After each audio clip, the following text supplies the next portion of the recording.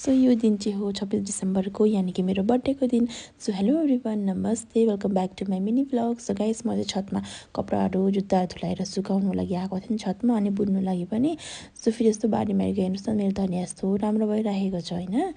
अनि यहाँ सागहरू पनि हुँदैछ, यहाँ खुर्सानीहरू पनि फल्दिएको छ।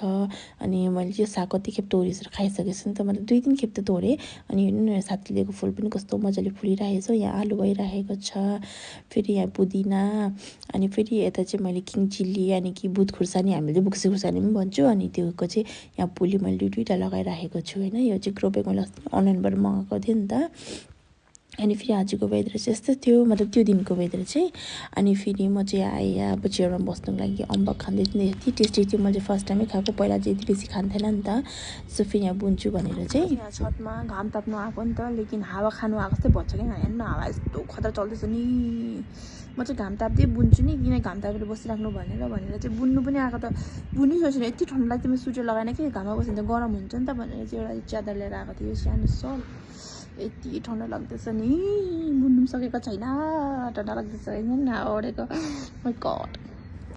सो मेरो चाहिँ अहिलेसम्मको फर्स्ट बर्थडे हो यसरी, मेरो फ्यामिलीबाट दूर, मम्मीबाट दूर मेरो बर्थडे फर्स्ट टाइम हो क्या। त्यही भएर यस्तो मन दुखिरहेको थियो नि त बिहानै भएर। मलाई चाहिँ नुले चाहिँ जिस्कान्दिँदै कि यहाँ चाहिँ नुले सरप्राइज ल्याइदिन्छ नि, कति दामी छ, पुरा कलरफुल।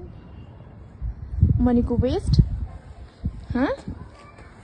त्यो रिटर्न गरेर त्यो गर्दिनु रिटर्न। त्यो यति बेसी लिनु जरुरी थियो हेर त। यहाँ कति राम्रो लाग्यो, आधा घण्टा लगाएर त्यसले कति मायाले बनाइदिएको छ। Thank you. खोइ हाँस्देऊ न त छिटो छिटो। त्यो नै स्कुटी चलाउँछ छैन अहिले, हाँस्छु के कटाउने छिटो छिटो आफ्नो हेर। Happy birthday to you, happy birthday to you. कस्तो लाग्ने रहेछ रातिको 12 बजी उठ्दा। केक काट्नु सकेको छैन अहिलेसम्म। ल बता यार, रातिको 12 बजे म सुतेकै छैन। 11 बजेबाट उठेर बसेछु म, कहिले 12 बजे त सुतौँ भनेर। तिमी ख पहिला ल। 12 कोटी अब तिमी विवाह गइसक्यो, अब खान सक्छौ।